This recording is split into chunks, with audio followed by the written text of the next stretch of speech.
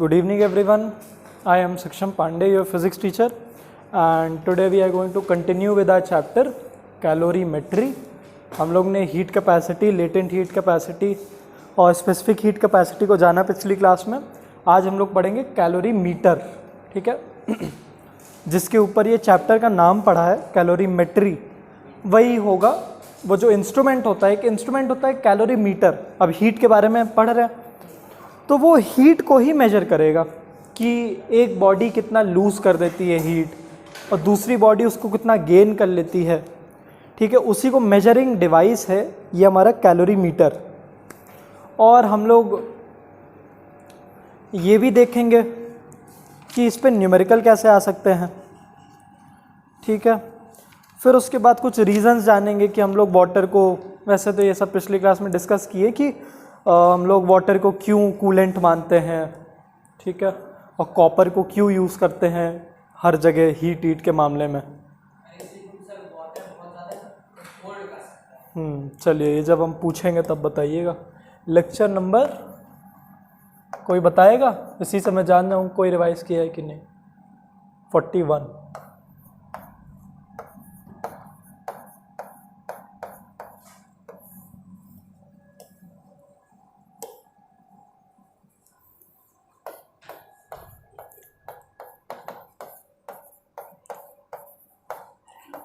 Calorie metre, ठीक है. देखो नाम ही में छुपा है कैलोरी, ठीक है. तो it will measure the amount of heat lost by our body and the amount of heat gained by our body. अब देखते हैं ये दिखता कैसा है. मैं बनाने की जगह की इमेज ही उठा लेता हूँ ड्यू टू सम रीजंस. समझ रहे हो ना रीज़न? क्या है रीज़न? नहीं वो रीज़न नहीं. हाँ, ये रीज़न है. अरे मैं खुद ही अपनी ड्राइंग को पहचानता हूँ. नहीं, इसको बनाने को नहीं आएगा, चिंता मत करो, पर आ भी सकता है. स्कूल वालों का कोई भरोसा नहीं. मतलब बोर्ड्स में तो नहीं आता है, लेकिन स्कूल वालों की जो मर्जी. और आ भी जाता है तो क्या दिक्कत है. यस, थोड़े बहुत क्वेश्चन उससे बोर्ड ही देता है, स्पेसिमेन पेपर से ले लिए जाते हैं. प्री बोर्ड्स में प्रीवियस ईयर बोर्ड क्वेश्चन ही आते हैं. अपने में होगा. नहीं अपने में होगा. नहीं, अपने में ही होगा. किसी की बात में मत आओ, अपने में ही होगा. ये बोल रहे ईसीसी में होगा, नहीं ऐसा कुछ नहीं है. अपने स्कूल में ही बैठ के ऑडिटोरियम या फिर होगन हॉल, वहीं बैठ के दोगे. और सारे 10th के ही रहेंगे आगे पीछे. अरे छाप तो नहीं पाओगे. कैमरा छोड़ो, बहुत इन्विजिलेटर्स होते हैं. 12 इन्विजिलेटर आएंगे जीएचएस से तुम लोग के यहाँ, क्योंकि बीएचएस से जीएचएस के आते हैं. और तुम्हारे स्कूल के टीचर चले जाएंगे जीएचएस में, है ना. तो छाप तो नहीं पाओगे. चलो, अरे इतना पढ़ लो कि छापने की जरूरत ही ना पड़े.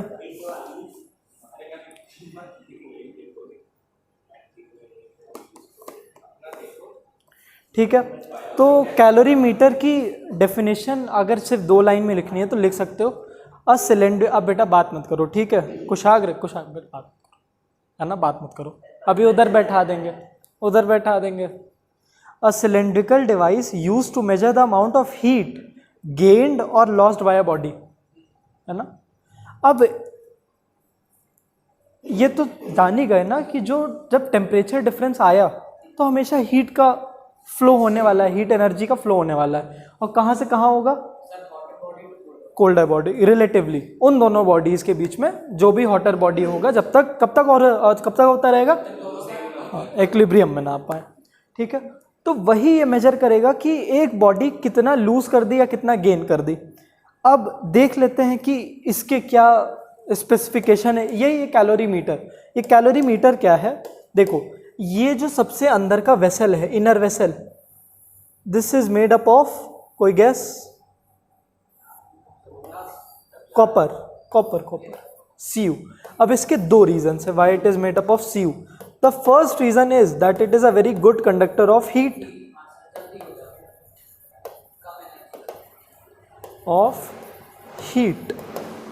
तो जो भी पानी का टेम्परेचर यहाँ पे हो जाएगा, तुरंत ये इसको गेन करके अपना भी टेम्परेचर बढ़ा लेगा। ये तो हमें चाहिए ही। अगर ये कंडक्टर नहीं हुआ तो ये धीरे धीरे खींचता रहेगा, उससे एनर्जी खींचता रहेगा। एक बार ये भी उस टेम्परेचर पे पहुंच गया, फॉर एग्जाम्पल इसको अच्छे समझो, अगर पानी है फॉर एग्जाम्पल 50 डिग्री सेल्सियस पे और इसको डाला गया, मतलब पानी इनिशियली तो ये खाली था, 50 डिग्री सेल्सियस का पानी इसमें डाला गया, विद इन सेकेंड्स ये भी 50 डिग्री सेल्सियस पे पहुंच जाएगा।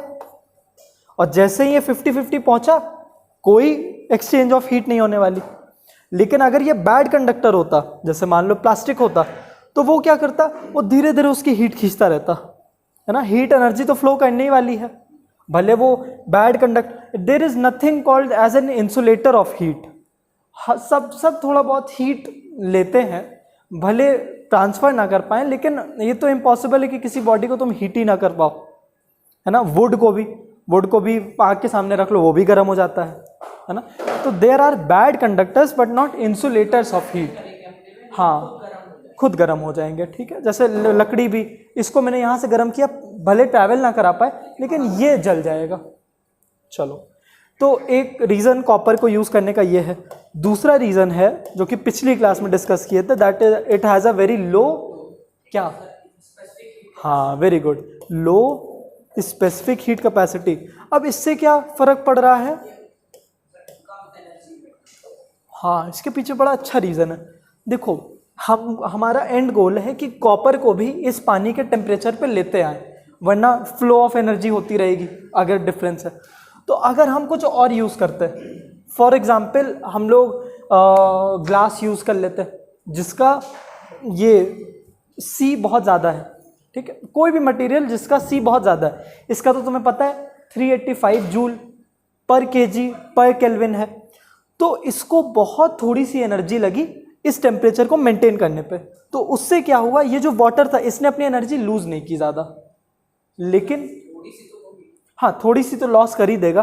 थोड़ी सी तो लॉस करने को कोई रोक ही नहीं सकता। ये सेकेंड लॉ ऑफ थर्मोडायनेमिक्स है कि जब भी, ये तो आपके साथ भी है, आप जब कोचिंग आते हो, पढ़ने आते हो, लेकिन बीच में तो आपकी एनर्जी लॉस हुई। कोई भी मशीन ऐसी नहीं है कि वो बिना कोई एनर्जी अननेसेसरी लूज किए काम कर ले, ठीक है। यही है थर्मोडायनेमिक्स का दूसरा लॉ भी। तो लॉस तो होती है लेकिन वो नेग्लिजिबल होती है, ठीक है। रीज़न यही है कि हम लोग लो क्यों ले रहे हैं, ताकि वाटर जिसके पास बहुत सारी एनर्जी है वो इसके लिए ज़्यादा एनर्जी लूज ना करे, ठीक है। ये दो रीज़न है कॉपर को यूज़ करने का। अब 3 तरीकों से, चलो पहले अपैरेटस समझो। ये कॉपर का वेसल, इसके अंदर जो भी मटेरियल हो, बीट वाटर या फिर ऑयल, कुछ भी हो, कोई भी गर्म बॉडी डाली जाएगी, और एक थर्मोमीटर होगा जो कि इसका टेम्परेचर चेक करेगा, और दूसरा स्टरर होगा इसको चलाने के लिए, ठीक है। और इसके बाहर यहाँ पे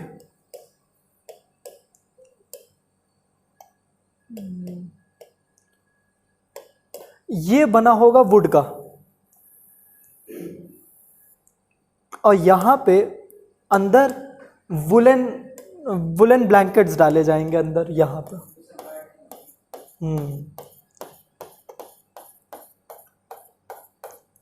ठीक है।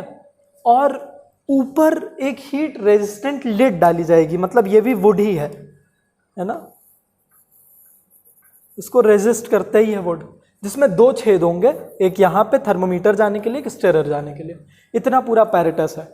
अब ये काम करने की क्यों ज़रूरत पड़ गई, देखो अगर हम सबसे पहली बात करें कि अगर ये वुडन जार में इसको ना डालते हैं हम लोग, तो क्या होता, हीट लॉस हो जाती है ड्यू टू कंडक्शन।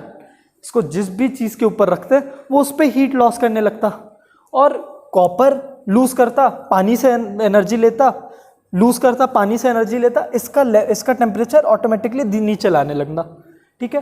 तो हम लोग वुडन जार क्यों यूज़ किए, to prevent heat loss by the process of conduction, ठीक है। यही सब क्वेश्चन पूछे ही जाते हैं कि why is a calorimeter kept in a wooden box. तो एकदम की टर्म याद होना चाहिए, to prevent heat loss by the process of conduction. दूसरा, why do we fill it with woollen blanket? नहीं नहीं, बैड कंडक्टर तो है ही। हाँ, तो ये हीट लॉस रोकने के लिए सब हो रहा है, लेकिन 3 तरीकों से हीट लॉस हो सकता है। 3 तरीके बताओ, कंडक्शन, कन्वेक्शन और रेडिएशन। तो ये क्या करेगा, ये रेडिएशन से लूज होने वाली हीट को बचा लेगा। रेडिएशन क्या होता है, जिसमें कांटेक्ट नहीं है लेकिन हीट का लॉस हो गया, है ना। और होता भी है ये, अगर हम किसी भी चीज़ को, जैसे इसमें भी है, ये थोड़ी देर बाद रूम टेम्परेचर पे मेंटेन कर लेगी अपने आप को, तो रेडिएशन ही तो हुआ, या तो इसके पास हीट आई है या तो इसने हीट लॉस। अगर बहुत गर्म पानी है, थोड़ी देर बाद रूम टेम्परेचर पे आ जाएगा, तो उसने रेडिएशन से लॉस कर दिया। ठीक है, तीनों तरीकों से लॉस करेगा ये। इस कंडीशन में 2, एक कंडक्शन, इससे टच हुआ है, टच को रोक नहीं सकते हो, अब हवा में तो चढ़ा नहीं दोगे, ठीक है, रोप से भले बांध लो लेकिन वैसे किया नहीं जाता। दूसरा, रेडिएशन, रेडिएशन भी नहीं रोक सकते हो, लेकिन इस केस में हम लोग रेडिएशन को कम किए हैं, और इसमें प्रिवेंट वर्ड यूज किए गए, to prevent heat loss by the process of radiation. और तीसरा, तुम लोग गेस करो कि why is a wooden jar being used, मतलब लिड यहाँ पे क्यों यूज किए हम लोग, क्या प्रिवेंट करने के लिए। बहुत बढ़िया, ठीक है। अब कन्वेक्शन कैसे रुकेगा इससे, कुशाग्र बताओगे? कोई बताने की कोशिश करेगा? अविरल, ट्राई करो। आंसर क्या? हाँ, उसका आंसर नहीं सुन पाए। उसका आंसर प्रक्षत ने दिया कि कन्वेक्शन से जो होने वाली हीट है उसको प्रिवेंट करेगा। मैं रीजन पूछ रहा हूँ, कन्वेक्शन क्या होता है? पहली बात, कन्वेक्शन होता है ये प्रोसेस। हाँ, नहीं, वो तो कंडक्शन हो गया। कन्वेक्शन होता है ये, अगर मैं एरो से समझाऊं, ये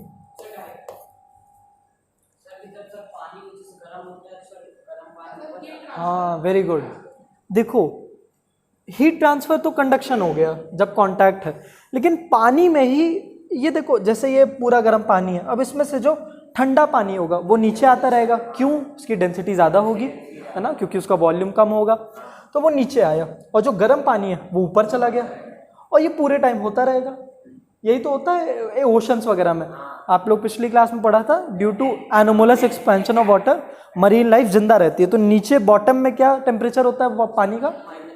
4 डिग्री सेल्सियस, है ना, 4 डिग्री सेल्सियस। ऊपर भले 0 डिग्री सेल्सियस है। चलो, तो ये कन्वेक्शन होने लगेगा। अब अगर हम इसको लिड से कवर नहीं करते, तो जब जब हॉट वाटर ऊपर आएगा तब तक ये हीट लॉस कर देगा। हाँ, ठीक है, तो जब जब ऊपर आया हीट लॉस कर दिया, लेकिन इसको लगाने से क्या हुआ, इसको हम लोग ने रोक लिया। ठीक है, तो ये पूरा पैरेटस है। ठीक है, दिस इज अ कैलोरीमीटर पूरा। इसमें से यही सब पूछा जाता है कि why is copper jar being used, उसके 2 reason. Why is it kept in a wooden jar, ये reason. Why is it filled with woollen blanket, ये रीजन। और why is a wooden lid being used, तो ये reason, convection. और यही term ही use करना है। तुम इसके केस में कि लिड को कंडक्शन रोकने के लिए होता है, वो नहीं यूज कर सकते हो, क्योंकि खुद भी देखो, लिड तो हमेशा ऊपर होता है ना, तो ये तो कंडक्शन वैसे भी नहीं कर रहा है। कंडक्शन तो जो टच कर रहा है वो करेगा, तो इसीलिए बॉटम या फिर साइड सरफेस को कवर करना जरूरी है। क्या मतलब? नहीं, कन्वेक्शन तो पानी के अंदर होता रहेगा ना, उसको कैसे रोक सकते? रुकेगा नहीं, कन्वेक्शन हम रोक नहीं पाएंगे किसी भी तरीके, क्योंकि डेंसिटी तो कम होगी, ऊपर आता रहेगा। लेकिन हम लोग क्या कर देंगे, अगर इसका लिड लगा लिए तो ये टेम्परेचर डिफरेंस आने ही नहीं वाला है पानी में, या फिर बहुत धीमे धीमे आएगा, है ना, ये टेम्परेचर डिफरेंस, क्योंकि अब ऊपर से तो ये हीट लॉस करेगा नहीं। कन्वेक्शन क्यों होगा? जब डिफरेंस इन टेम्परेचर होगा।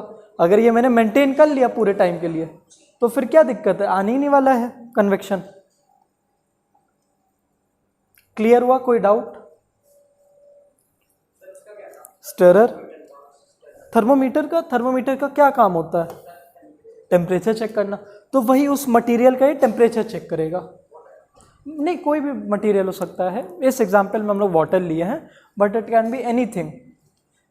है ना, ऑयल हो सकता है हमारा, मेटल के बॉल्स हो गए, मेटल के बॉल्स ही डाल दिए इसमें, क्या दिक्कत है, टेम्परेचर तो वो भी दे देंगे। देखो इसमें बहुत अच्छा दिया है, ठीक है, वुलन जैकेट, इसमें थोड़ा उल्टा सीधा लिख दिया है, वुडन जैकेट बोल दिया और वूल अलग बोल दिया, तुम लोग इसको ठीक कर लेना, it is woollen jacket and would, इसमें वूल बोल दिया और वुडन जैकेट, वुडन जैकेट भला कोई होती है, हाँ हाँ बोल रहे हो तुम, तो वुडन जैकेट पहने हो कभी, नहीं पहने हो, तो हाँ क्यों बोल रहे हो, अच्छा अच्छा, सुनाई बहुत अलग अलग दे रहा तुम्हें, नहीं वुड लिख सकते हो और वुलन जैकेट,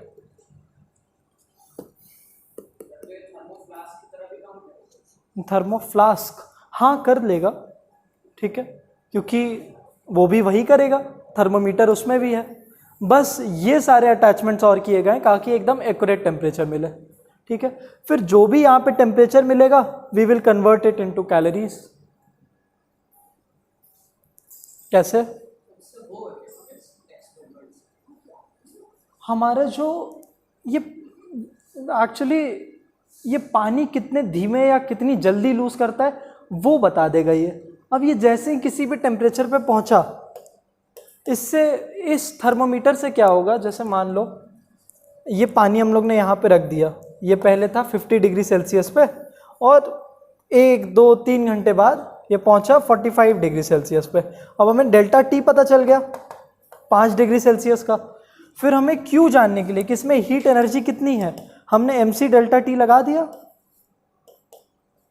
ठीक है, मास डाला पानी का, स्पेसिफिक हीट कैपेसिटी डाली और डेल्टा मास मान लो हम लोग का 1 kg है इस टाइम पे, 1 kg पानी है और स्पेसिफिक हीट कैपेसिटी पता है तुम्हें और डेल्टा टी पता है 5 डिग्री सेल्सियस या फिर केल्विन मान लो 5 केल्विन, तो क्या आंसर आ जाएगा 4200 इंटू 5, 42 इंटू 5 मतलब 210, ठीक है, 210 जूल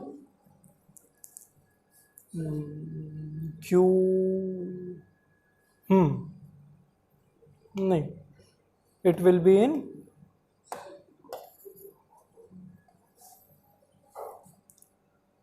हाँ जूल ही तो हो जाएगा, ये आ गया।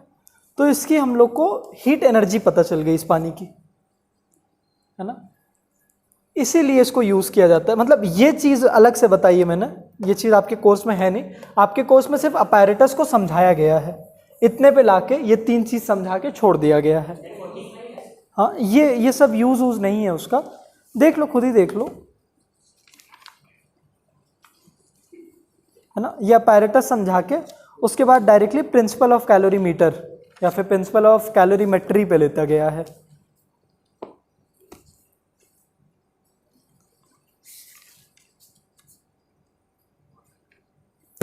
तो इस पे कोई एक्सपेरिमेंट नहीं है, कोई न्यूमेरिकल नहीं है, केल्विन है बेटा वो, हाँ 5 डिग्री सेल्सियस बोल लो या 5 केल्विन बोल लो, समझ में आया। तो ये हीट एनर्जी नाप लेता है, कोई भी चीज तुम डालोगे, और कैसे, इसी चीज से। और हम लोग अगर ऐसे नहीं करते हैं तो क्या होगा, उसकी हीट एनर्जी एक्यूरेटली नहीं पता चल पाएगी। हम लोग मान लिए ऐसे पानी ले लिए, इसमें थर्मोमीटर डालें और जितनी देर में लूज हुआ, अब क्या हुआ, इसने बहुत जल्दी लूज कर दिया, है ना, अगर हम लोग इसमें डालते हैं तो वो लूज नहीं करेगा अपनी एनर्जी जल्दी, तो हम लोग को एक एक्यूरेट टेम्परेचर मिलेगा। चलो अब आते हैं दूसरे टॉपिक पे, इसमें किसी को डाउट, ये 3 चीज याद रख लेना बेटा। पहली बात तो ये कॉपर क्यों यूज किया जाता है, और ये वुड यहाँ पे क्यों, वुलन जैकेट क्यों, और वुडन लिड क्यों, तो ये 3 रीजन याद करना, ठीक है, जिसमें जो पूछा है वही डालना पड़ेगा।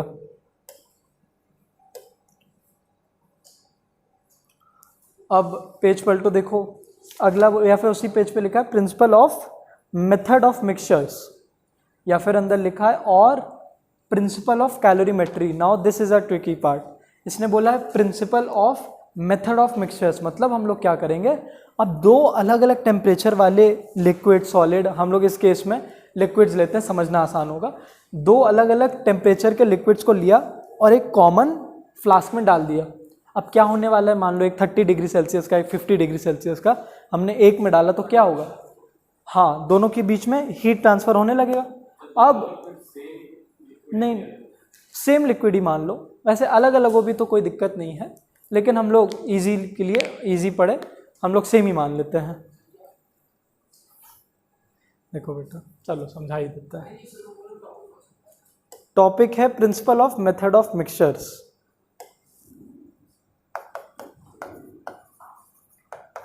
Principle of method of mixtures, ठीक है। प्रिंसिपल की स्पेलिंग एल ही लिखना, AL मत लिख देना। और ज़्यादा अच्छा टर्म इसके लिए principle of calorimetry. Principle of calorimetry, ठीक है, दिस इज द प्रिंसिपल। अब हम लोग ने दो अलग अलग फ्लास्क लिया, let this flask be A, this B, और इन दोनों में सेम ही वाटर डाल दिया। बट ये जो पानी है इनका टेम्परेचर डिफरेंस है। इसमें पानी है 50 डिग्री सेल्सियस पे, इसमें है 30 डिग्री सेल्सियस पे, ठीक है। और हम लोग ने क्या किया, अब एक कॉमन फ्लास्क लिया, फ्लास्क C, और उसमें इस दोनों पानी को पलट दिया। अब एक टेम्परेचर बीच में आएगा अराउंड 40 डिग्री सेल्सियस, ये कुछ लूज करेगा, ये कुछ गेन करेगा, ठीक है। तो हम लोग इसको ही, जो इसमें आता हुआ एक टेम्परेचर अटेन कर लेता है, that we call as common temperature, ठीक है। दोनों लोग का कॉमन टेम्परेचर ये हुआ जब मिक्सचर बन गया, ठीक है। तो we denote it as TC, T और नीचे C। अब देखो इसकी प्रॉपर्टी के बारे में बात करें तो इसका mass MA, let the mass be MA, specific heat capacity CA, है ना। इस केस में हम लोग ने पानी लिया है तो ये दोनों सेम हो जाएगा, लेकिन अलग अलग भी होता तो कोई दिक्कत ना है। और टेम्परेचर TA, इतनी तीन चीजें इसके बारे में पता चल जाएंगी, है ना। इसके बारे में MA, CA और T, अरे A तुम लोग बोल भी नहीं रहे हो सर, B सब बोला तुमने, TB, सब में B, क्योंकि B है ना ये। तो अब देखो कमाल की बात क्या होगा, प्रिंसिपल ऑफ कैलोरीमेट्री हमें यह बताता है कि जितनी हीट एनर्जी, अच्छा इन दोनों में से लूज कौन करेगा और गेन कौन करेगा, ये कोई बताएगा? हाँ, A और B के टर्म में A ने लूज किया, B ने गेन किया, ठीक है। तो ये भी लिख देते हैं पहले,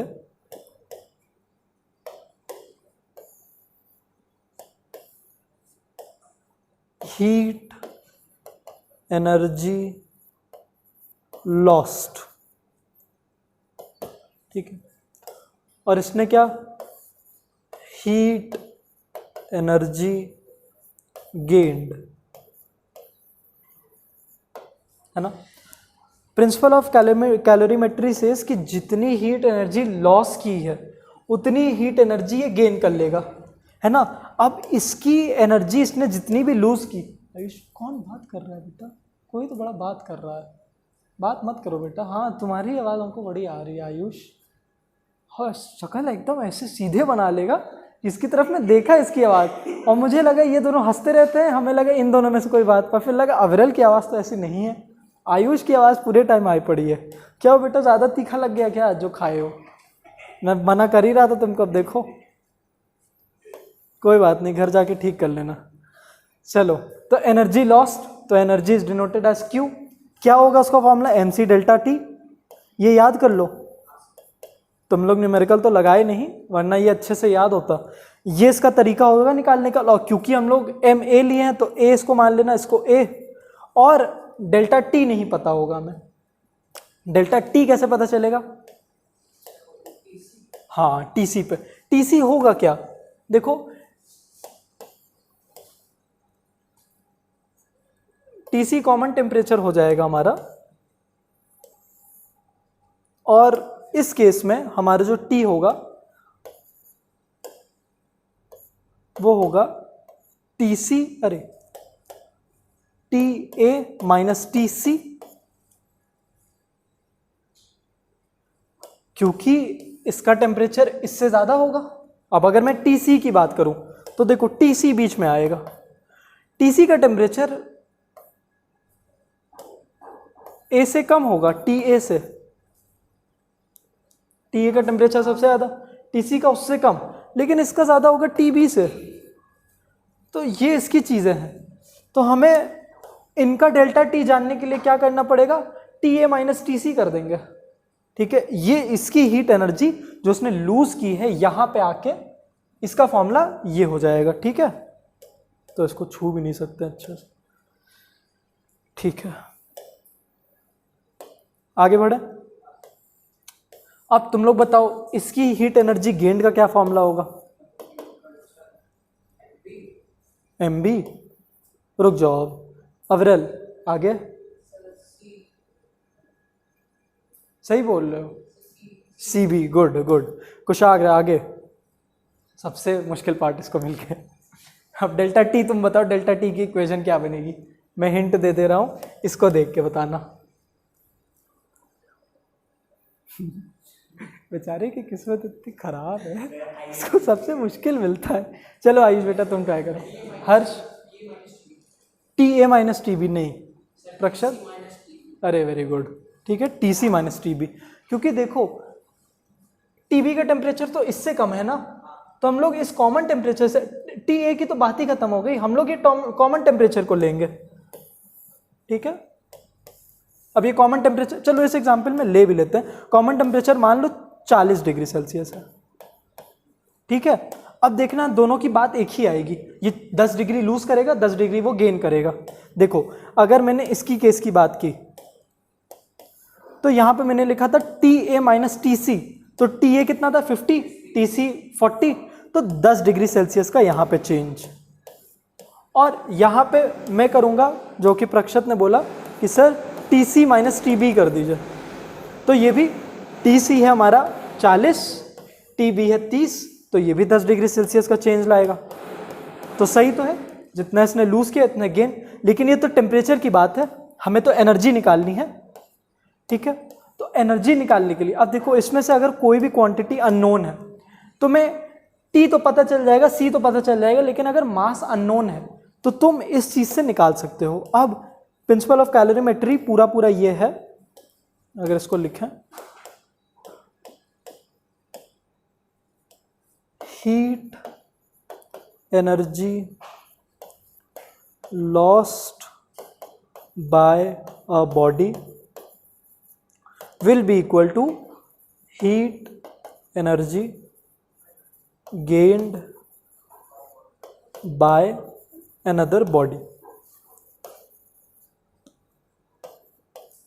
और ये देख के तुम्हें कोई और लॉ की याद आ रही है?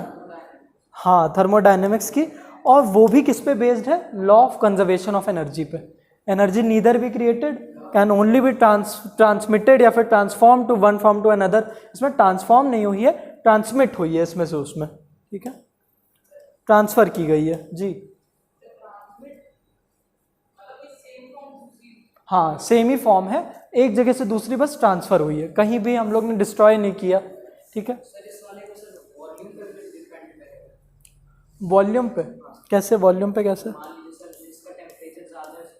हाँ जरूर होगा।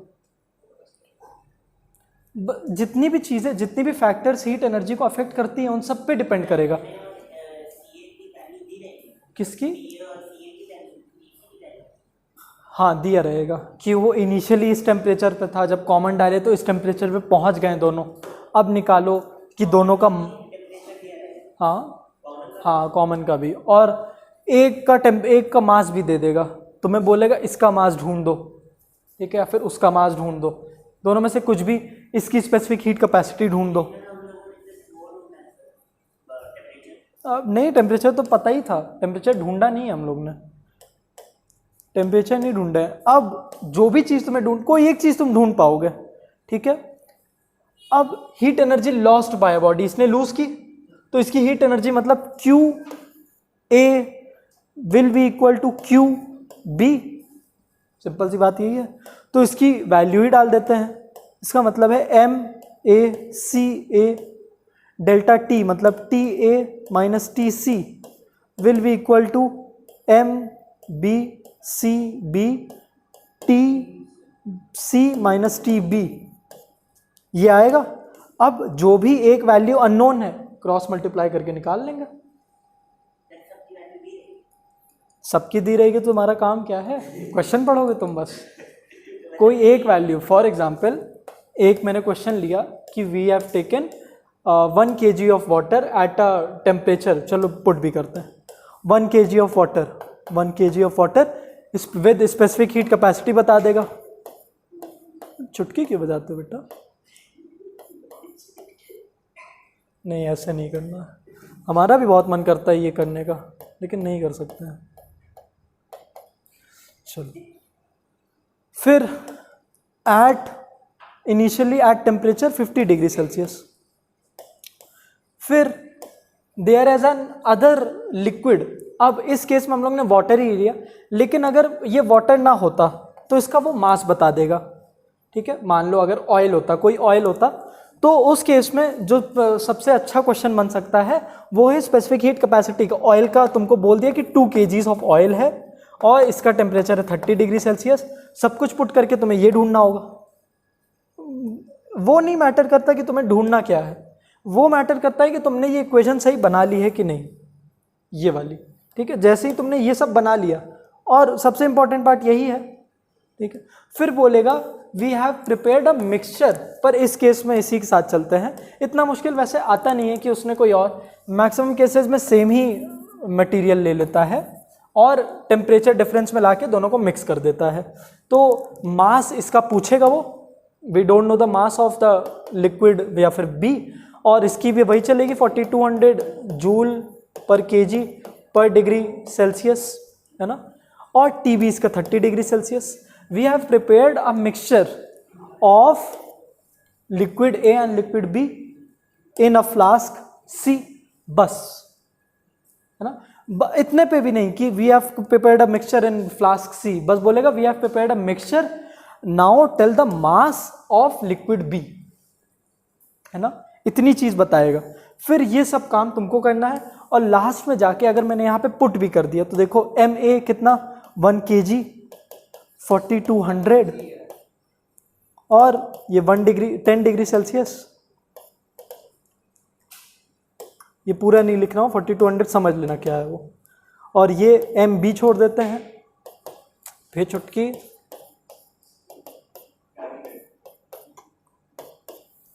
ठीक है। एम बी क्या आया, सब तो कट गया, है ना, तो ये हो गया एम बी भी 1 kg, ठीक है। ऐसे आएंगे क्वेश्चंस। अब इसको नोट करना है तो कर लो, ये तो याद ही कर लो, प्रिंसिपल ऑफ कैलोरीमीटर क्या है, कैलोरीमेट्री क्या है।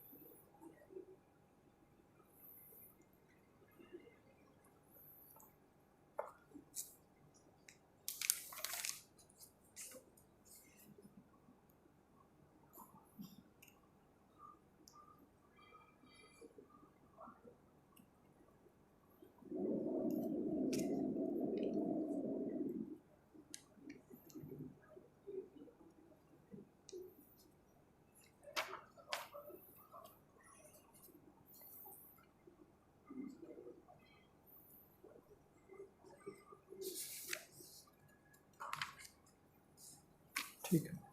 अब दूसरा केस क्या हो सकता है कि हमें यहाँ पे इसी फ्लास्क में बोल दे, पहले तो ये फ्लास्क के बारे में नहीं बताया था, तो ये क्वेश्चन था इन लिक्विड्स के ऊपर, लेकिन अब इसने बोल दिया था flask is made up of copper. तो कॉपर में क्या बदल जाता है कि कॉपर इमीडिएटली वो टेम्परेचर ले लेगा जो कि लिक्विड का टेम्परेचर है। तो उस केस में वो क्वेश्चन को इस वेसल के बारे में बताएगा। इसी केस में बोल देगा कि the temperature of the vessel is 30 degree Celsius. तो तुम्हें समझ जाना है कि वो इनडायरेक्टली बोल रहा है the temperature of this liquid is 30 degree Celsius. ये चीज़ बदल जाएगी अगर वो वेसल की बात लेते आता है। और फिर अगर वो पूछ लेता है कि what is the latent heat capacity of the vessel, तो तुम्हें वही ये सब कुछ सेम लगाना है और जो लेटेंट हीट कैपेसिटी आएगी वो वेसल की आ जाएगी। ठीक है, वैसे उतना मुश्किल क्वेश्चन आता नहीं है। इस पे जो क्वेश्चन आएगा ये देखो, क्वेश्चन 6 लिखा है a bucket contains 8 kg of water at 25 degree Celsius, 2 kg of water at 80 degree Celsius is poured into it, neglecting the heat energy absorbed by the bucket, calculate the final temperature of the water. है ना, तो इसी से चलेगा ये। इसको घर पे ट्राई करना कि करा जाए इसको। अभी नहीं तो डर क्यों गए? तो फिर ये बकेट वाला गर्म पानी तुम पे डाल दें।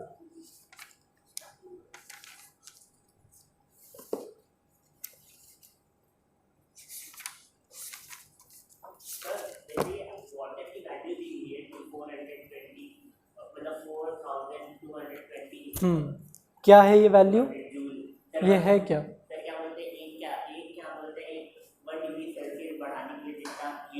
हाँ नहीं, जितनी हीट एनर्जी चाहिए इसको क्या बोलते हैं? Specific heat capacity. हाँ वेरी गुड। सबकी अलग अलग होती है। वाटर की आई डोंट थिंक देगा वो, वाटर की नहीं देता है। वाटर की तुम्हें खुद याद होनी चाहिए, कॉपर की नहीं देता है। ऑयल्स की बता देगा 385। अगर कोई और जैसे ऑयल यूज़ करता है, कौन सा कोई भी ऑयल यूज़ करता है उसका देगा वो। वाटर से हट के कोई भी मटेरियल हुआ तो वो देगा। हाँ तो उसका देना चाहिए उसको। और वो जो टेबल दिया है इससे बाहर कुछ नहीं आएगा। टेबल में मुश्किल से 10-12 ही हैं। Lead, mercury, brass, zinc, copper, aluminium सबका दिया हुआ है। मैं तो बोलूँगा सबको याद ही कर लो, क्योंकि एमसीक्यूज में पूछ लेता है what is the latent heat capacity of lead. ठीक है, एमसीक्यूज में तो 130 तुम्हें लिखना होगा। अब देखो इतना कम है लेड का, तो कितना गजब का कंडक्टर होगा ये लेड। सोचो 130 डिग्री सेल्सियस पे ही अपना, अरे 130 जूल्स पे ही ये अपना 1 डिग्री बढ़ा देगा। बड़ा खतरनाक हो जाएगा ये। हाँ वैसे इसका मेल्टिंग बॉइलिंग पॉइंट भी बहुत ज़्यादा है ना, क्योंकि एक मेटल है। लेकिन वाटर के कंपैरिजन में सोचो, अगर मैंने इसको हीट किया, अब अगर मैं वाटर को हीट किया और सोचा कि अरे यार 5 सेकेंड तो हीट किया है, लेकिन तुम अगर लेड से जलते हो तो बड़ी जल्दी जल जाओगे या फिर बहुत तेज़ी से जलोगे। चलो अब लास्ट क्वेश्चन, ये वाला क्वेश्चन आता है, ये सब कुछ थ्योरी में ही आता है और प्रिंसिपल ऑफ कैलोरीमीटर पूछ लेता है, या फिर जो एक क्वेश्चन मैंने बोला ना कि इतना केजी पानी उसमें डाला गया। ये 6 वाला क्वेश्चन अच्छे से घर पे जाकर कर लेना। हर्ष मना कर रहा तो हम नहीं कर रहे हैं, लेकिन कर लेना। ये जो पीछे है एग्जाम्पल में, एग्जाम्पल 6 रक्षित उसको बता दो। हाँ ये कर लेना। अब मतलब फिफ्थ वाला देखते हैं। फिफ्थ वाले में देखो क्या बोला है, electric heater of power 1000 watt raises temperature of 5 kg of liquid from 25 to 31 degree Celsius 21 minute. Calculate the heat capacity and the specific heat capacity of the liquid. अरे बाप रे, क्वेश्चन बड़ा खतरनाक लग रहा है लेकिन है बड़ा आसान। देखो किसी भी चीज़ को अगर हीट करना हुआ तो कैसे हीट कर दोगे? तुम उसको एक बर्नर के ऊपर रख दो, लेकिन बर्नर के ऊपर रखने वाला इतना आसान क्वेश्चन आता नहीं है। तुम्हारे पास क्वेश्चन आता है एक इलेक्ट्रिक केटल, एक इलेक्ट्रिक वेसल, जो भी इलेक्ट्रिसिटी से चलते हैं। तो मान लो एक इलेक्ट्रिक केटल लिया,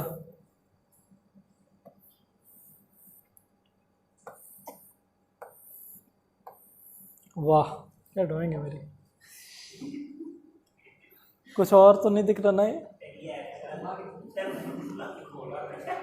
घोड़ा, घोड़ा कुछ ज़्यादा हो गया बेटा।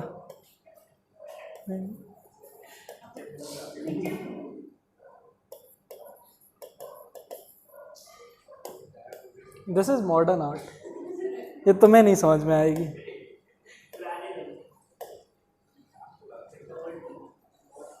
चलो, हाँ अवरेल कुछ पूछ रहे थे क्या?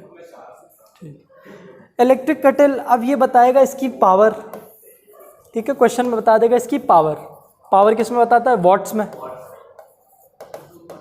और बताएगा कि कितनी देर तक इसको गरमाया गया है, ठीक है, टाइम बताएगा, वो किस में? सेकंड में बताएगा, ठीक है। फिर तुमसे पूछ लेगा कि बताओ ये जो लिक्विड है ये कितना गर्म हो गया या फिर कितनी हीट एनर्जी इसको दी गई, तो तुम क्या कर दोगे? Q इज इक्वल टू, मैं तुमको सोचूं, तुमको सोचने को दूं, क्या हो जाएगा? सोचो।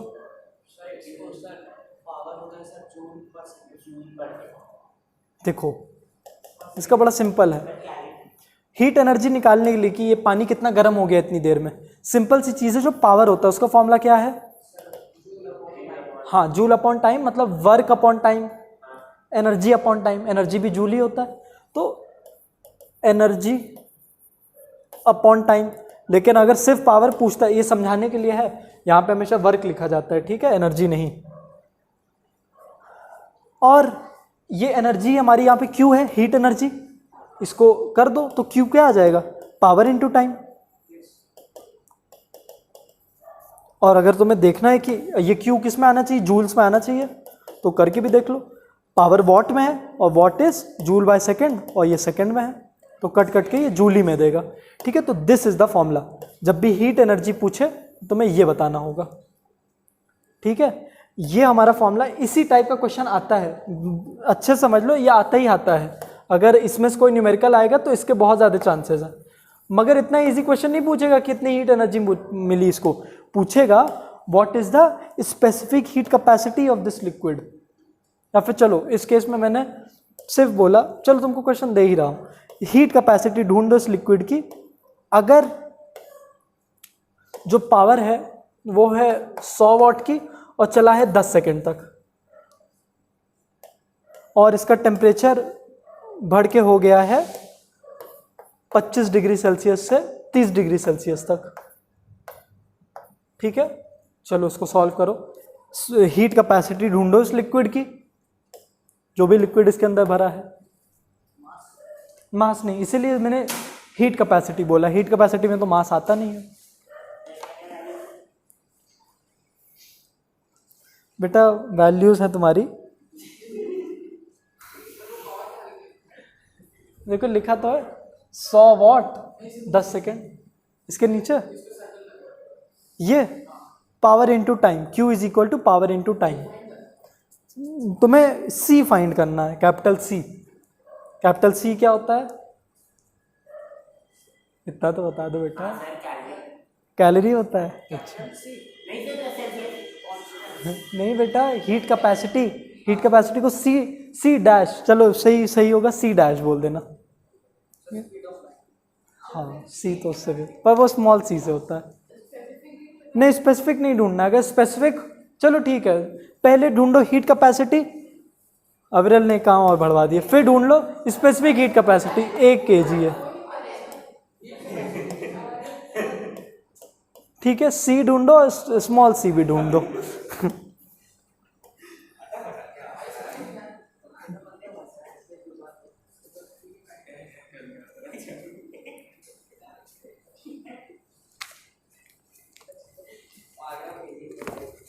निकला बेटा किसी का? नहीं निकल रहा है, मास 1 किलो, सेकंड कट नहीं जाता है, पावर अपॉन कितना सेकंड? 10 सेकंड।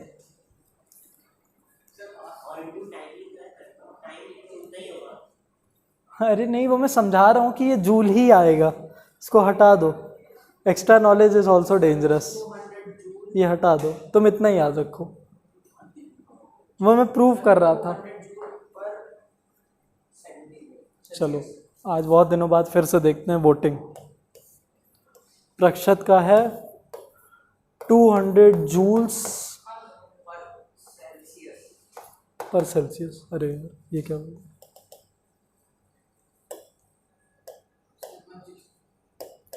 160, रुको बेटा सबका एक एक लिख दो।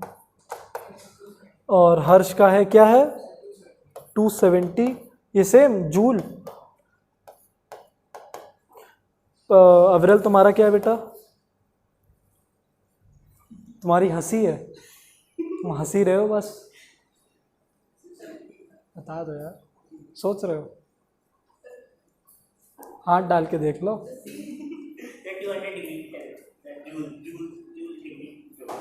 नहीं जो भी नहीं बताओ 200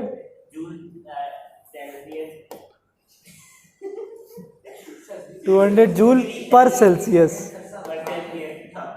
चलो अब बच्चे हमारे आयुष भाई। और नहीं ये तो तुमने भी यही बताया क्या? सेम है तुम्हारा? चलो ठीक, कुशाग्र का भी यही है। अबे यार बार बार मैं उधर क्यों लगा दे रहा हूँ? इसीलिए मैं केल्विन यूज़ करता हूँ, डिग्री की बात ही खत्म। आयुष अब मैं जानता तुम वही बोलो सर, वही जो सबका आ रहा है। क्या करें आयुष? स्पेसिफिक हीट कैपेसिटी ढूंढो सब लोग।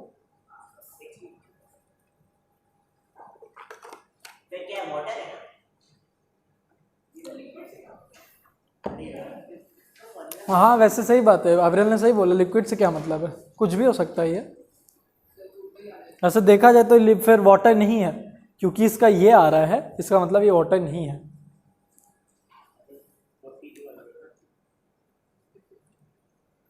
स्पेसिफिक हीट कैपेसिटी कुछ बता रहे हो? सेम है।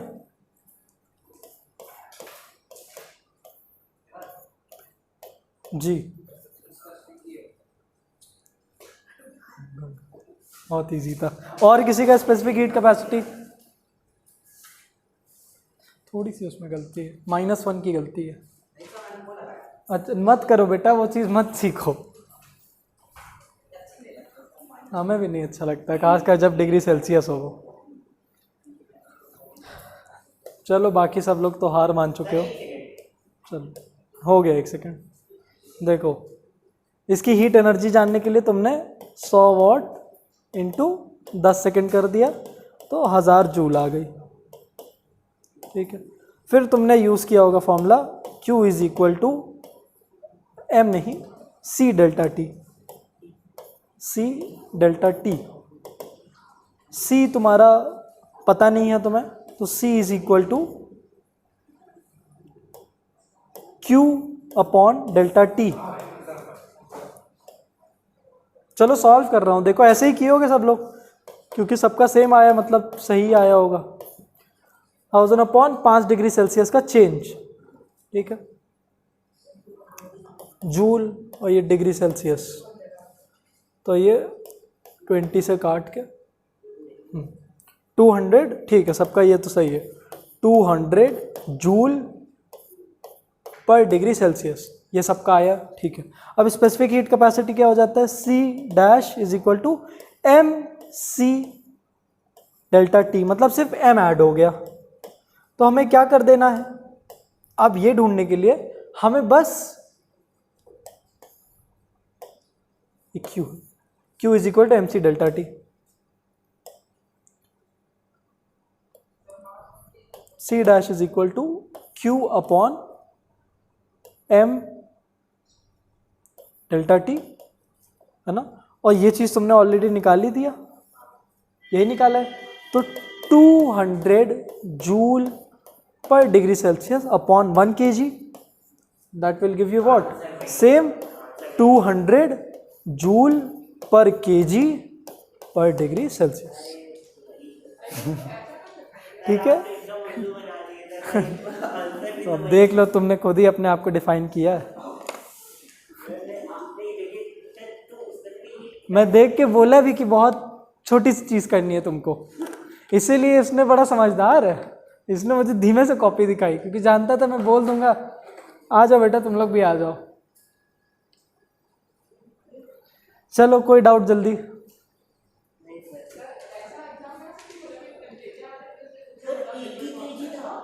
हाँ 1 ही kg था। अच्छा 2 kg हो जाए तो क्या होगा? 100। हाँ ठीक है।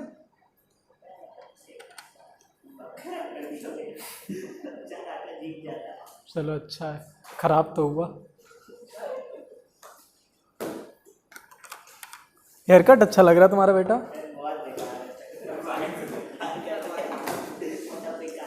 किसी को कोई डाउट नहीं? चलो डाउट तो वैसे भी मेरी क्लास में किसी का नहीं होता है। तुम लोग जाके क्वेश्चन कर लेना 1 से लेके 6 तक, 1 से लेके 6 तक सब लोग कर लेना बेटा।